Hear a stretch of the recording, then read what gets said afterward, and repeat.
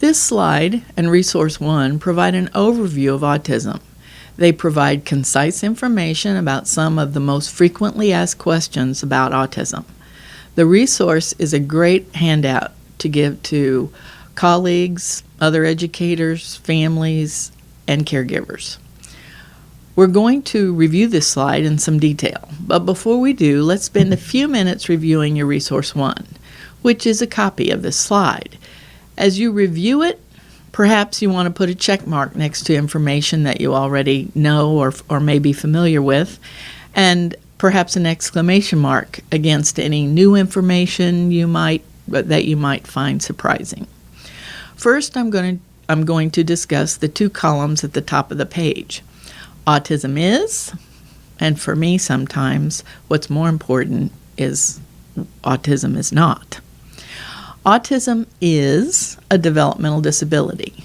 It's a disturbance in the rate and/or the sequence of development as compared to typical development. For instance, a child with autism may have tremendous balance, being able to walk along the top of a bookcase or perhaps balance himself on the top edge of a rocking chair, but at the same time being able to grasp a spoon to feed himself.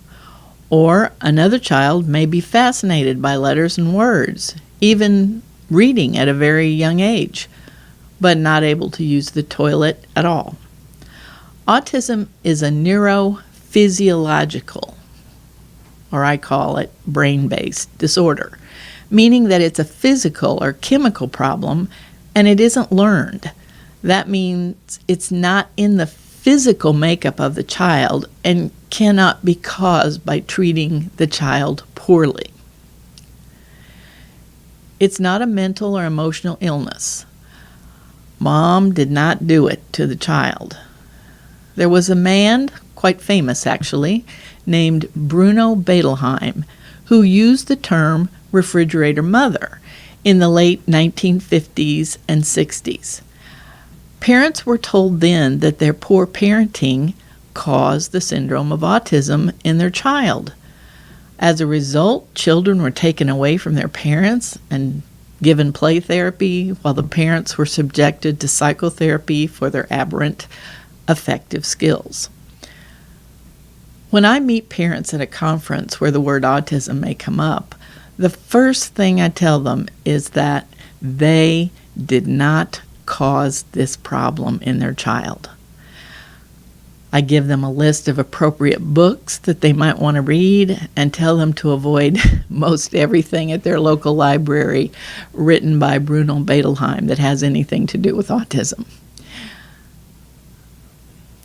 Through psychiatrists, or those psychiatrists, psychologists, and physicians have long been the people who diagnose autism, it's really not diagnosable by any type of medical procedure. You can't diagnose autism through an EEG, a CAT scan, a PET scan, a urinalysis, X-ray, blood tests, or any other kind of medical tests. Scientists are looking closely at genetics, but as we speak, there has been no specific gene identified as the autism gene. So then, how is it diagnosed? Autism is behaviorally defined. That means the only way at this time that we have to diagnose autism is by looking at behaviors. A physician or a psychologist might use the same method for identifying autism as school evaluation teams. Observation. The behaviors that you'll be looking at include sensory problems, interaction problems, and communication problems. Autism is often called the ultimate communication disorder. But autism isn't just a behavior disorder, though that's often the first thing educators see when meeting the child. Often the parents may have gone to their physician because of the lack of speech development at the usual time. No two children with autism look exactly alike. Obviously, different behaviors occur in different children. Some kids have a smidgen of autism, while others are extremely affected.